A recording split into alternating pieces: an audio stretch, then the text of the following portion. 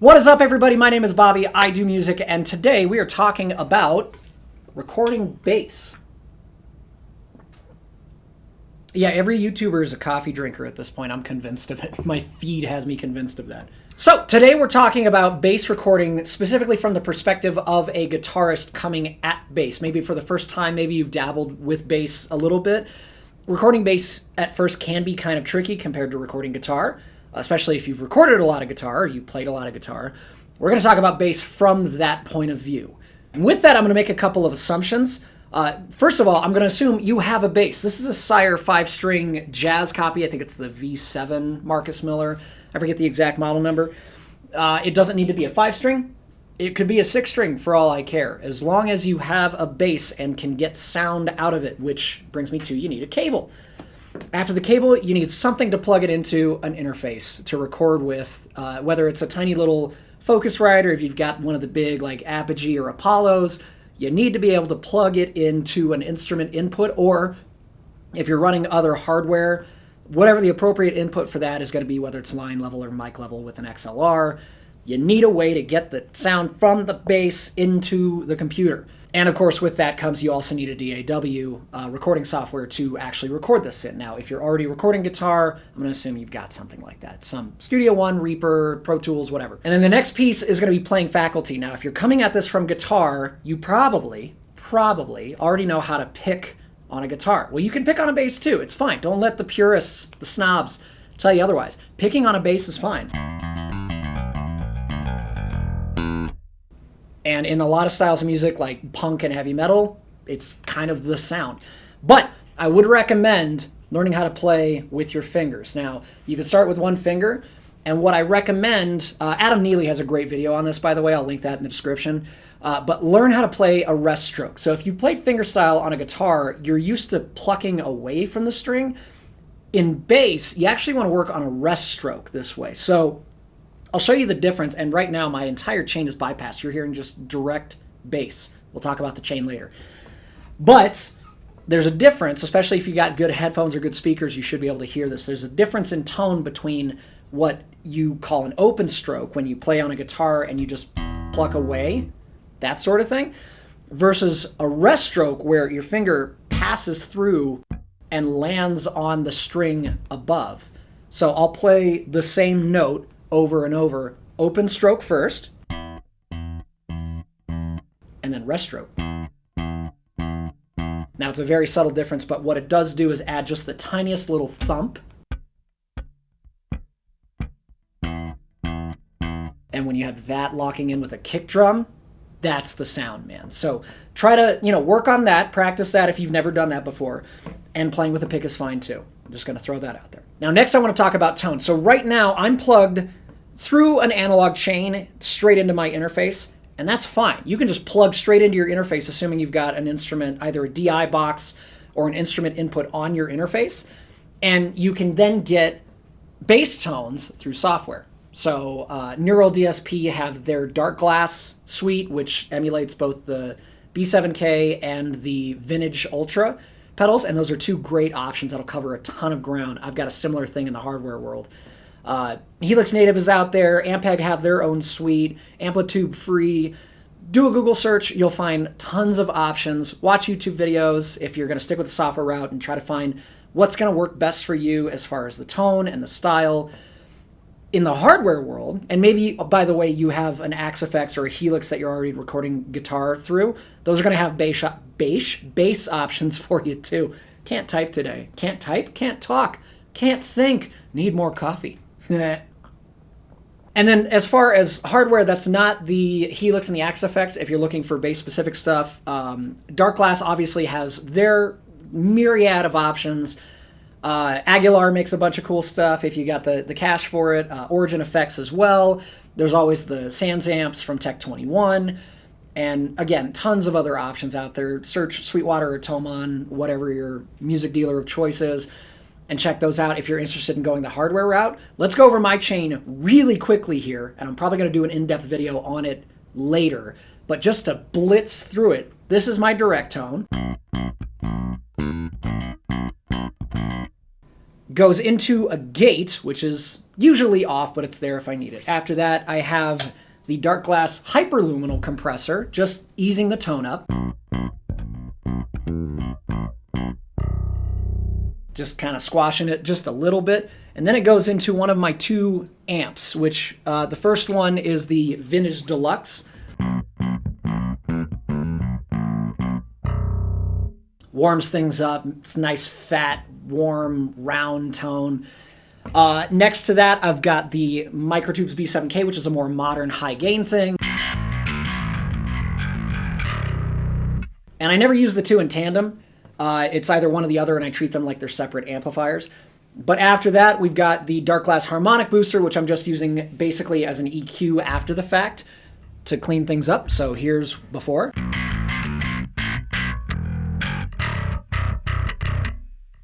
Here's after.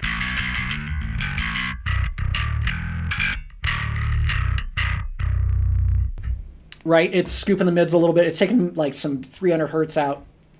After that is another compressor, this time the Empress bass compressor, which is just evening things out further after the distortions.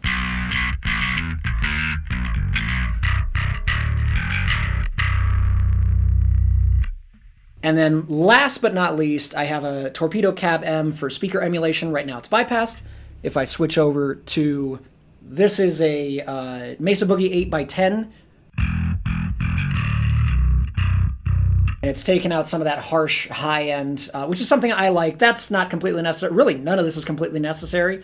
This is just the chain I've built up for how I like to work when recording bass. And yeah, we're going to basically focus on going back and forth between the Vintage Deluxe and the B7K for the sound examples I'm going to show you later. And then the last little caveat I want to talk about, we're not going to go into more specialized effects like octave pedals, synth pedals, auto filters, and all of this big blanket statement as far as tone selection and playing parts. It's music. It's subjective. It's art. What I'm saying is not law. What anyone else says is not law. What I'm trying to impart here is just some good starting foundation principles to get you at least pointed in a direction that I think is going to help most people, guitarists coming to bass to record for the first time, or maybe you've been at it for a little bit and you just need a refresher or a fresh perspective. So without any further ado, let's get to our first example of actually recording some frickin' bass.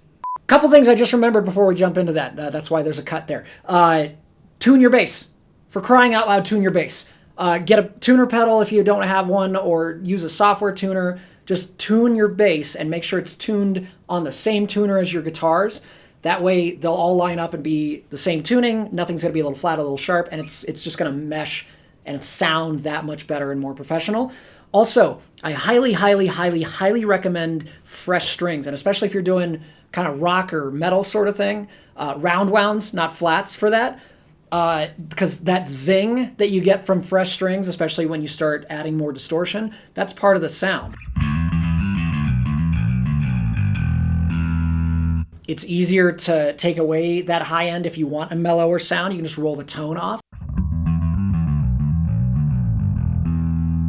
Or if you've got an active EQ like I've got on this, I can roll off the top end with that as well. I'm not going to use it in this video, though. We're going to keep it completely passive, just straight up the middle. And yeah, also, if you can, give your bass at least some kind of setup so that it intonates properly too. If you don't know how to do that, look up how to do it, or find a buddy who does, or take it to a shop that can do intonations and setups and that sort of thing. It's going to make your life a heck of a lot easier going forward. Okay, let's jump into the examples. All right, so we're rolled up to the first sound example here. This is a snippet I re-recorded of my song Change of Course that came out a few years ago. I basically redid the verse, pre-chorus, and chorus in that. It's a slow ballad kind of song with layers of acoustic and electric guitars. And we're going to come up with a bass part. And that's the first thing I want to talk about, is coming up with a part, writing a part that sounds like a bass player came up with it, not like a guitar player picked up a bass. So that's what we're going for. Really quick on the tone, we're on the Vintage Deluxe, and I actually swapped the cab simulation from that 8x10 to a Mark bass, and I forget what it's I think it's like a 2x10 maybe. It's very warm, very mid-forward, doesn't have a lot of top end, so it's not like really zingy or anything. And this is the tone we've got right now.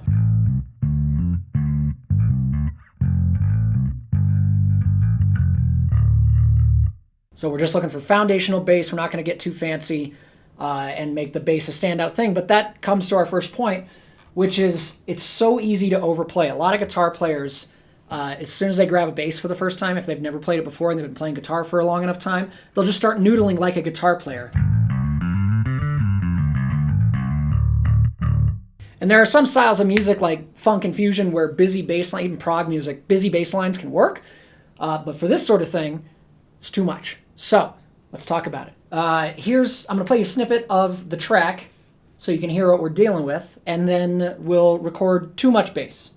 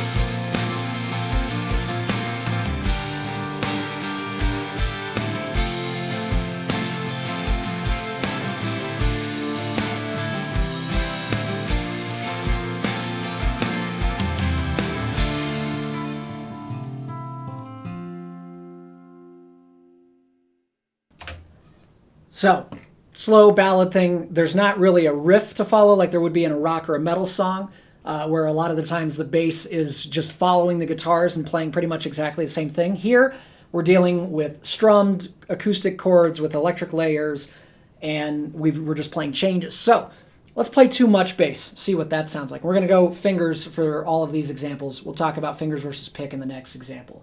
Let's play too much bass.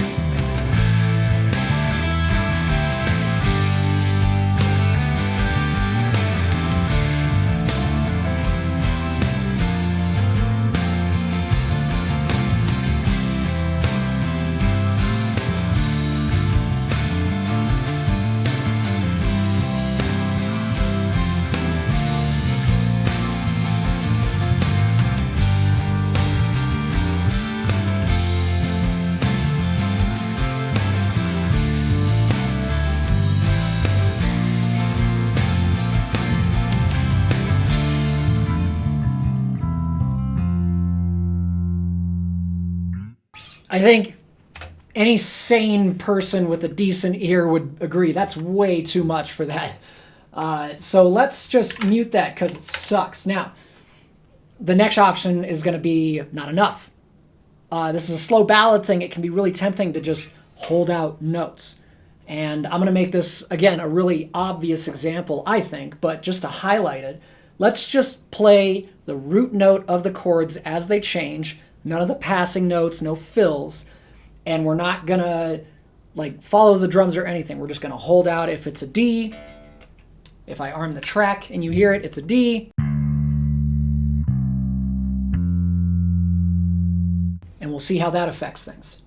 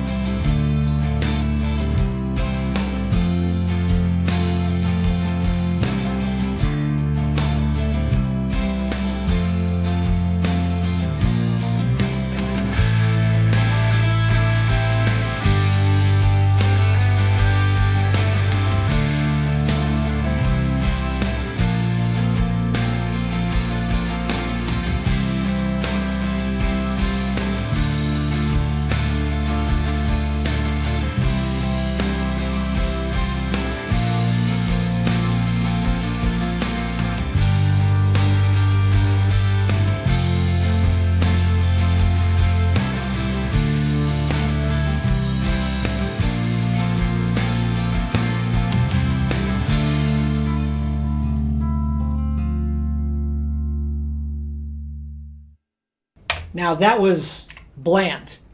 It was boring. And also, it disrupts the groove. It's, you know, it's a pretty straightforward, you know, kind of down-tempo, mid-tempo ballad kind of thing. But it takes the bounce. There's a little bit of bounce in there, and it just kind of takes it out and just makes the whole thing feel just kind of bleh. It's just bloated. And it gets in the way of the kick drum. It's not leaving any space for anything. Not enough. Not enough. So we're going to find a happy medium. This is going to be close to, but not exactly, what I played on the final released version of this song.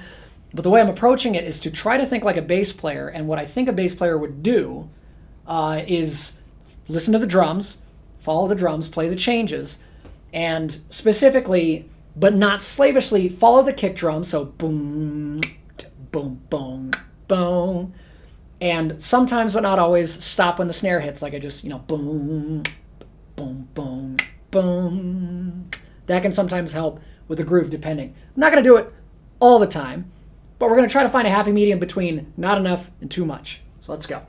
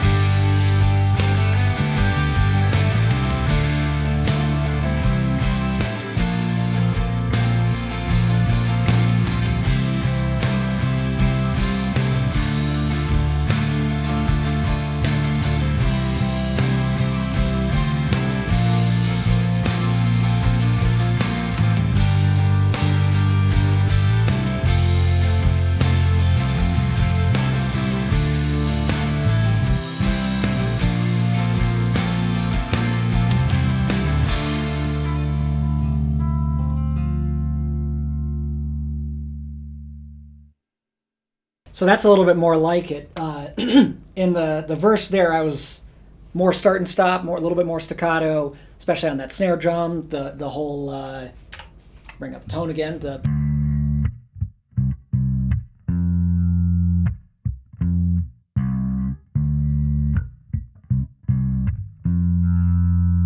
And in the choruses where it picks up a little bit, I want the energy to lift a little bit.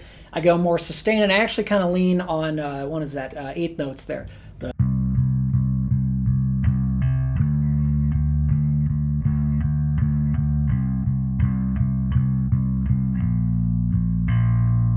And that gives it a little bit more drive in that section without the start-stop thing making it sound a little bit sparse. Just kind of filling out that section and elevating the energy a little bit. Just getting a little busy without getting too flashy. So that's on coming up with a part, not playing too much, not playing not enough, playing just right, playing to the song. Go listen to a bunch of your favorite music from, you know, bands you love, and listen to the bass parts, especially if it's something like this where there's not a riff and it's just holding down the foundation and keeping the rhythm. Listen for that. Listen to what good bass players actually come up with for those parts. Learn them, or jam along with them, try overplaying, try underplaying, and that sort of thing. And hopefully that'll start to build your vocabulary and your sort of language as a bass player rather than sounding like a guitarist who picked up the bass to play it. There's a difference there. It's subtle. Anyway, we're going to go to the next example here. We're going to talk about fingers versus pick. Coffee break while we wait for this to load. Okay, we're on to the next example here. This is a kind of mid-up-tempo rock thing, little Foo Fighters-ish. It's something I've been kicking around for a while there. Recreated for this video. It's just the second half of a verse, a pre-chorus, and a chorus. Let's hear what that sounds like, and then we'll talk about tone with regards to fingers versus pick.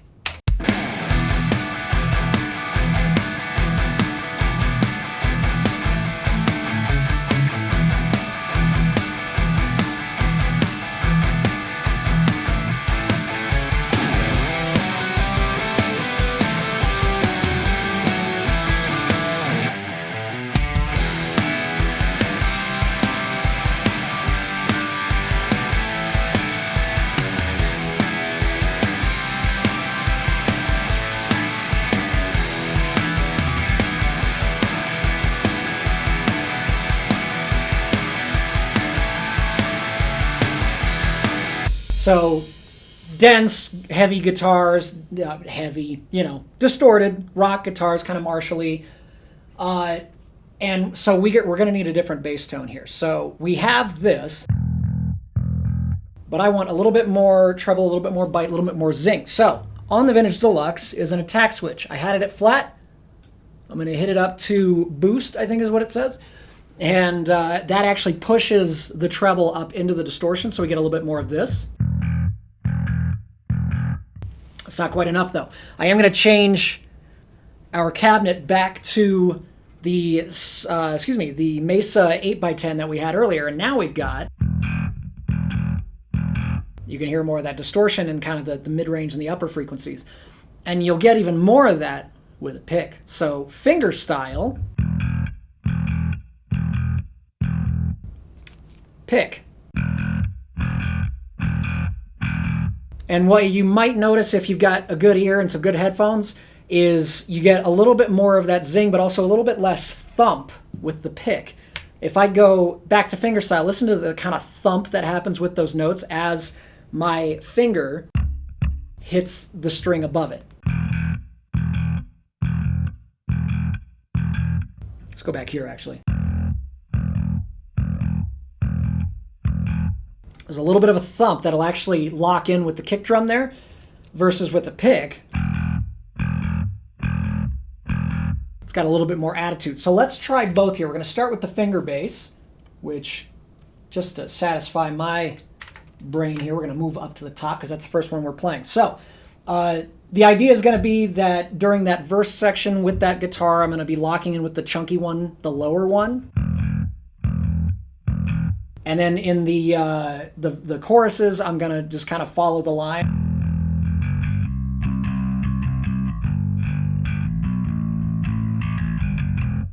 And then we'll do the same thing on the pick. Let's go.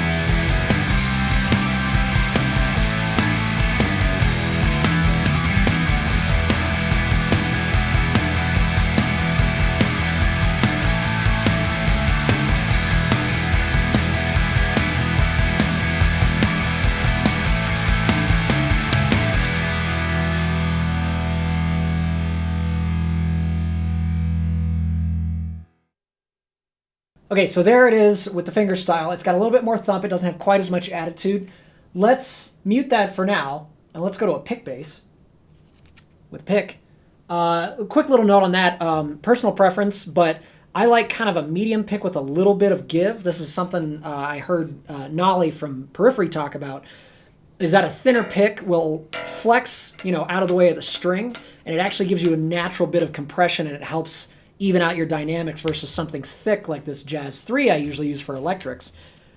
This is a 73 nylon, so it's still fairly thick, but it's got just enough give for me. So let's do pick.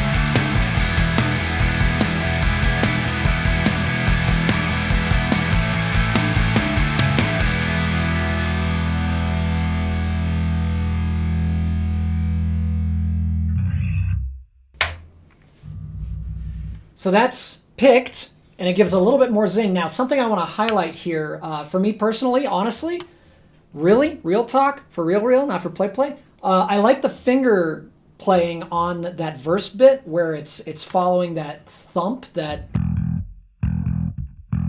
Then I like the picked playing during the rest of it where it's more sustained and a little bit more high energy. Let's listen to the two side by side here. We'll start with the finger bass. On this bit, I'm going to isolate it first. So this is the finger bass on its own.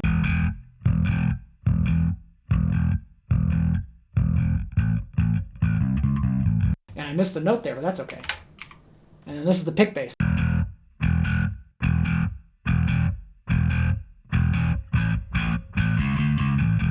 So it's got a little bit more of that zing, a little bit more of that kind of bitey sort of thing, but it's got less thump. Listen to the thump here, starting with the pick, and then I'll switch over to the finger bass here.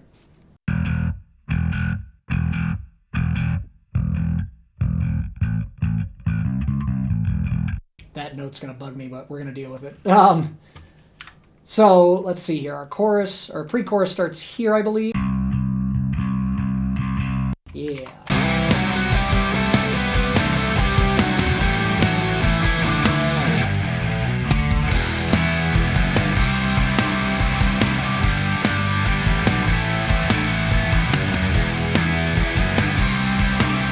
The pick bass almost reads as faster. It's a little bit more on top of it, where the finger bass has a little bit of a behind the groove thing, and for this I kind of want to be on top of it. So I'm actually going to combine these two.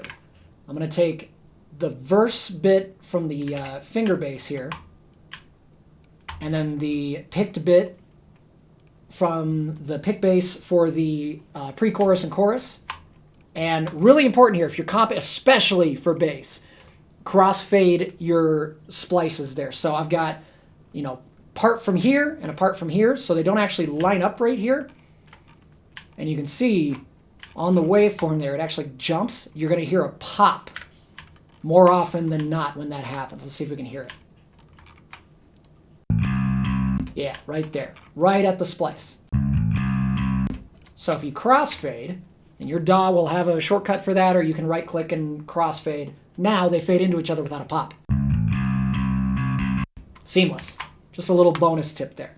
So now we've got the finger thump.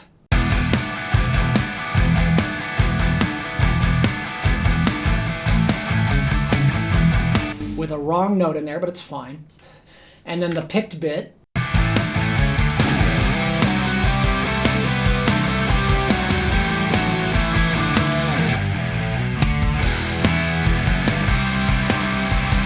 So sometimes the song doesn't need one or the other. Sometimes it can use both. That's fine. We made a creative decision there as a team. Good job. All right, we're going to go on to the third example, which is going to be about the actual amount of distortion.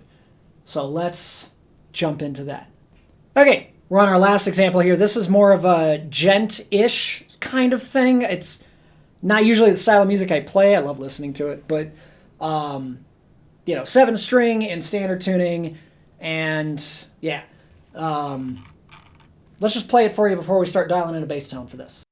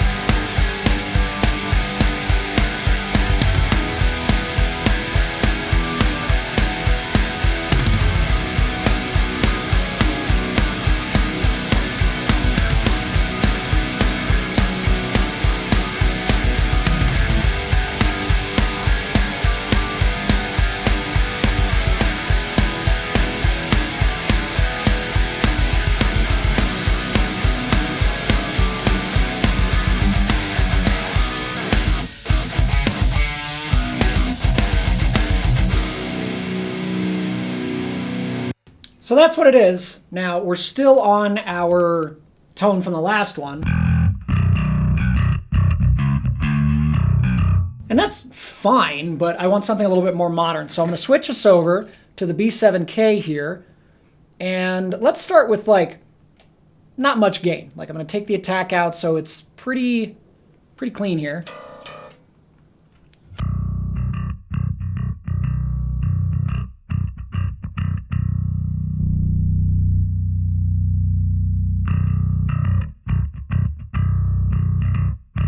And we are going to use a pick so we get at least a little bit of that pick zing out of it. So we're going to try not enough gain. Now there's plenty of examples in the high gain world of fairly clean basses under distorted guitars. My go-to example is the song Halo by Machine Head off the Blackening album. On the intro of that, the bass is fairly clean. There might be a little bit of distortion in there, but it's just playing underneath the guitar harmonics. It's mostly low end there, pretty clean. So we're going to try that on this, and then we'll talk about too much gain, which can also be a problem. But first, not enough, at least for me.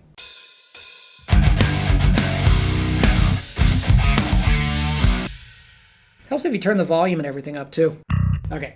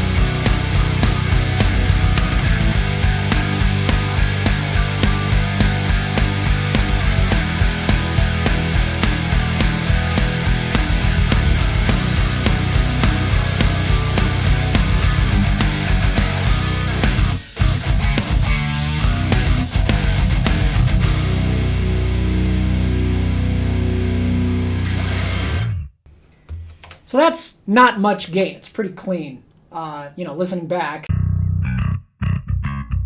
And what that does net us is a very solid low end that just grounds the guitars.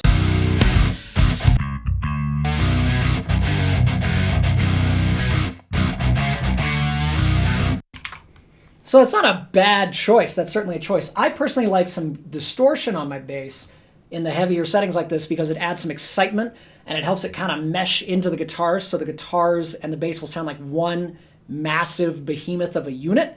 So let's dial in way too much gain though. We come over to the B7K, we turn attack to boost, and we put the drive all the way up, bring the level down to compensate so it's not like blowing our speakers out. By the way, don't clip your inputs.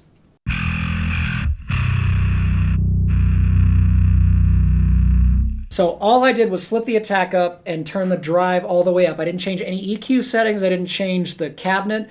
And the bass is still just everything full on. So now we've got...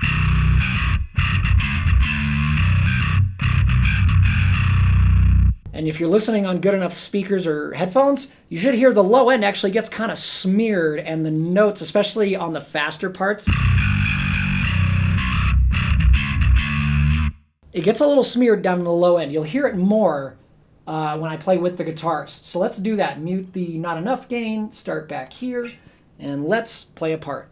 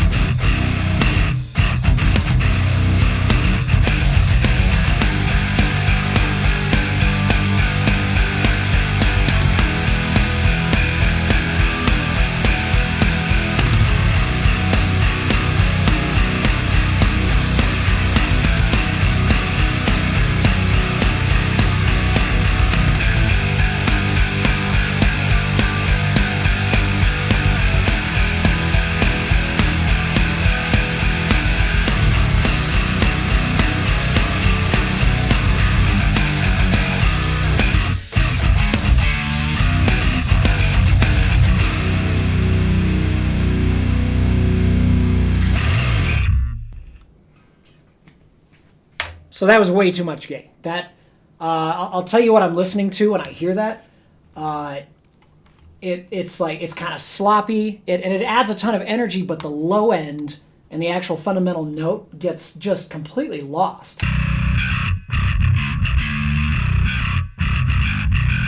It just sounds like rumble with noise and some semblance of notes being played in the middle. Compared to the one with hardly any distortion.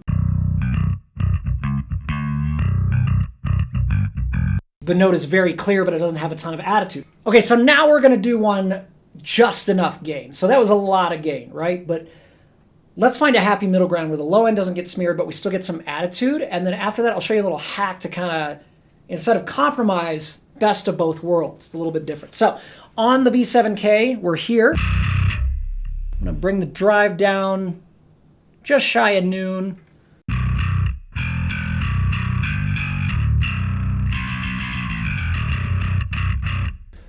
That clears up our low end, and it still gives us some attitude in the upper frequencies. So let's record that and see how it does.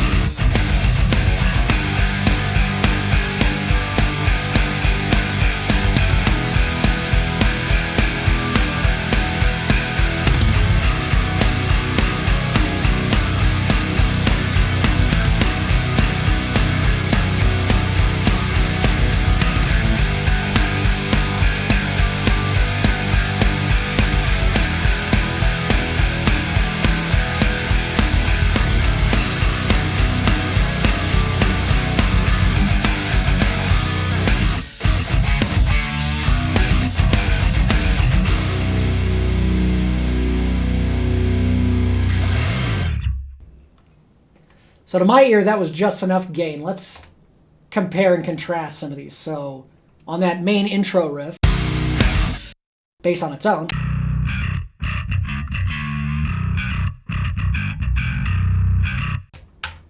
too much gain.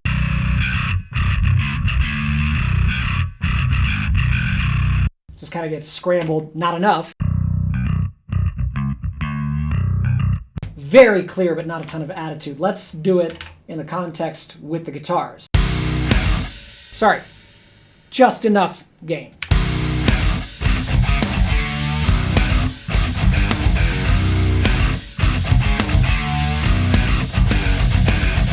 So that's just enough gain. Let's go to too much gain here.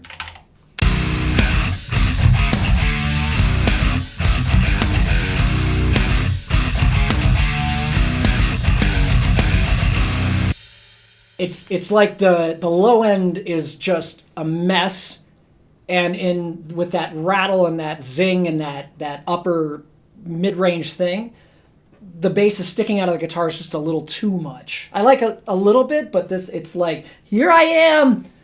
And then not enough gain in comparison. Go to not enough.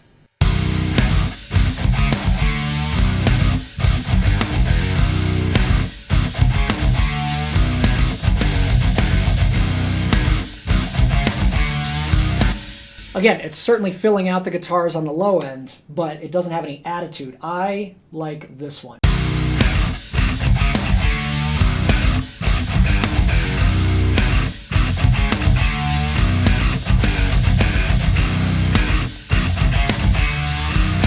So we get all the character and all the low end.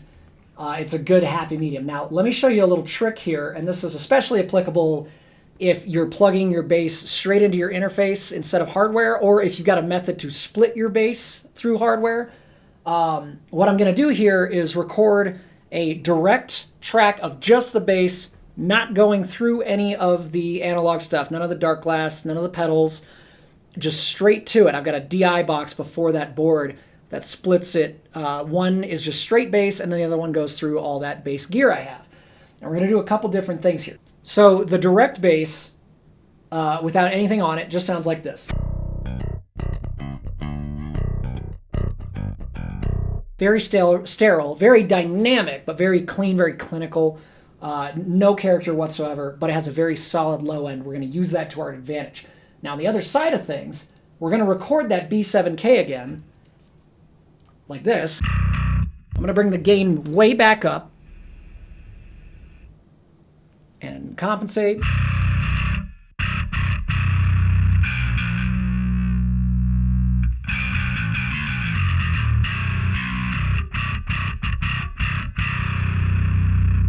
So we've got a ton of distortion there, but we're going to do a couple things here. So on the heavily distorted bass, this guy, we're going to do a couple things. We're going to, first of all, most of all actually, we're going to roll off all the low end off of it. Everything below, I've got 143 hertz here. Experiment around, it depends on the song, it depends on the tone, but 150-ish, 200-ish seems to work out well for me. If I roll all that off, the bass is going to get very thin. Turn that on. So it's really just all that mid-range and upper end nastiness, which is what we want. So roll that off, and then let's mute that for a second. Go over to the direct track, which again sounds just like this.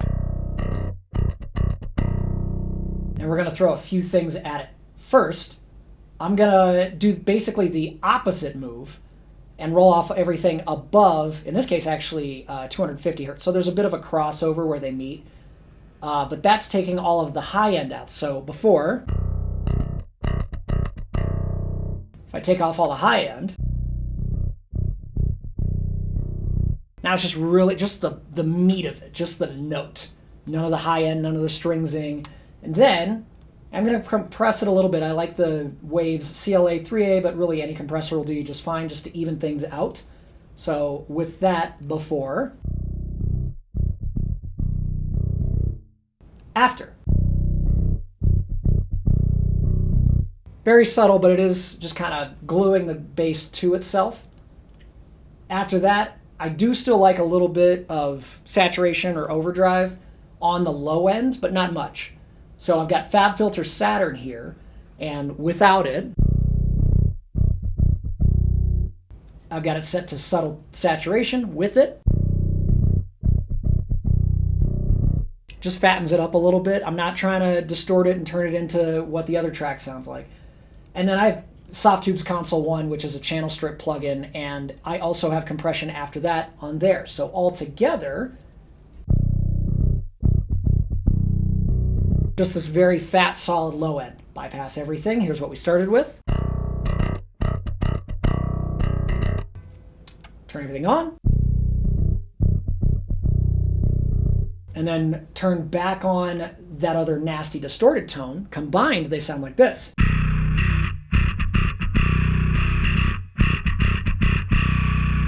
So now we have a really solid low end and that distorted nastiness that we like combined but on separate faders, so we can actually blend between the two.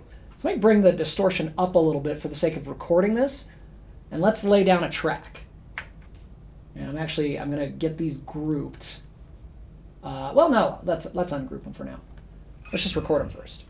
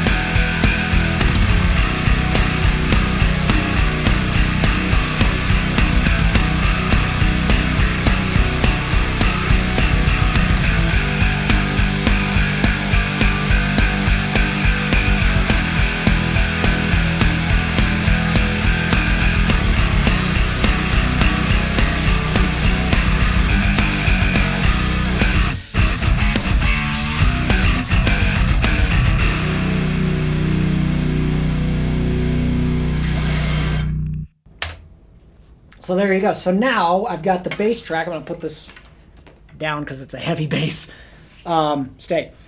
So we've got dual bass tracks now. Now, if you're doing this by plugging directly in, what you would do is record your bass track in one go twice. So you'd record the same thing on 2 tracks, or just record it once and duplicate it.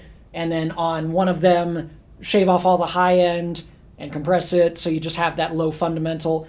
And then on the other one, shave off all the low end, throw a distortion plugin on it, and then you've got a volume fader for each one. So now, with that in mind, if I solo both of these, this is the combined bass track, and I can adjust how much distortion I want by blending in this B7K track, independent of the low end.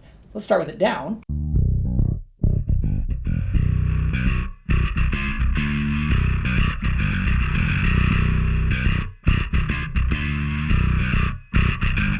I can control that blend of distortion and clean signal after the fact. And what that lets me do now, if we play it in context with the track, I can dial in both of them independently. I can figure out how much low end I want supporting the guitars, and then how much of that nastiness I want to blend in too.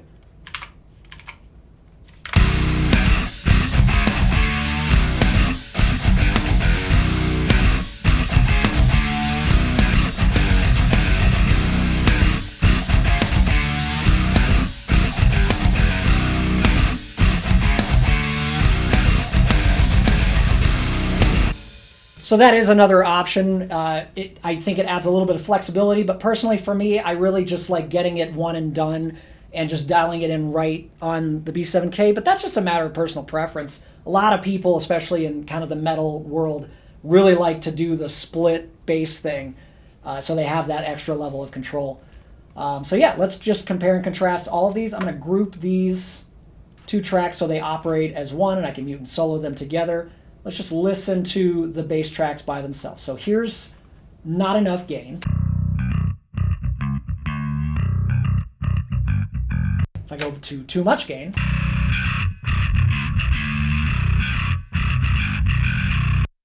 Just Enough Gain, what I think is just enough.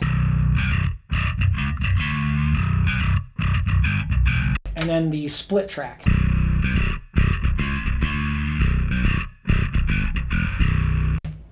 So yeah, very different results. And again, all of this is up to taste and what you like, but at least hopefully this guides you in the right direction. Let's then go and listen to them in context with the rest of the music, with the guitars, and listen to the low end and the upper end. I'm going to play through a chunk of this so you have a second to listen. So we're going to do Not Enough Gain, and you'll hear very solid fundamental, not a ton of attitude. Too Much Gain is going to have a smeary low end and tons of attitude. Just Enough is going to have a healthy balance of the two, and then the split track is going to give us the best of both worlds. So here we go. Not Enough Gain.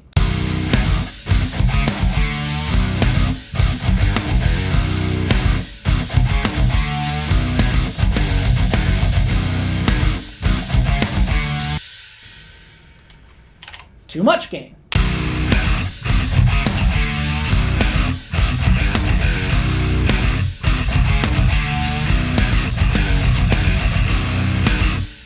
It's this kind of, what's the word I'm looking for? Like amorphous, like unclear. There's a low end to it, and it's just kind of rumbly. It's not a note. It just feels like just rumble. And then here's Enough Gain.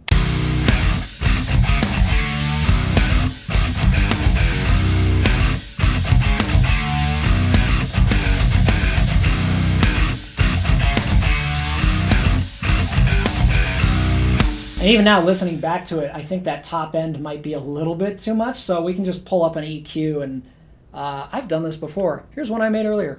Pull a little bit of that treble, nastiness out.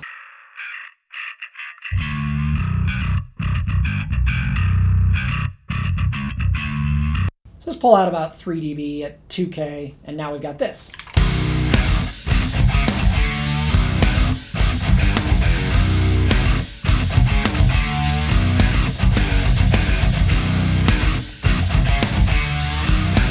And there we go. Now we've got a solid low end, tons of attitude, tons of energy, and then the split version.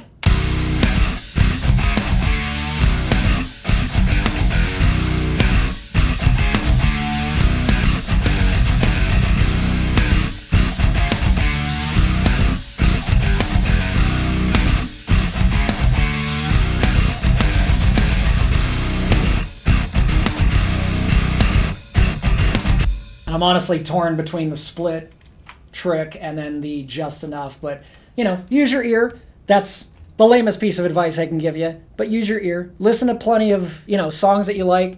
Listen to what the bass is doing in those songs. See if you can find, you know, a lot of, look up mixing engineers talking about recording bass and mixing bass. You can hear isolated bass tracks of certain styles of music that you enjoy and get more ideas of how to dial in bass tones and how to get them to sit right in your tracks. But at least I'm hoping this will give you a good guidance, a good direction to kind of head down, and hopefully give you some ideas of not just like dial this in every single time like that, but more of how to think about these sorts of things so you can just kind of have a little bit of a mental process of like, okay, what do I want the bass to do? What is its role in this song? Is it really nasty and adding a bunch of attitude? Is it just holding down the rhythm? Is it a feature?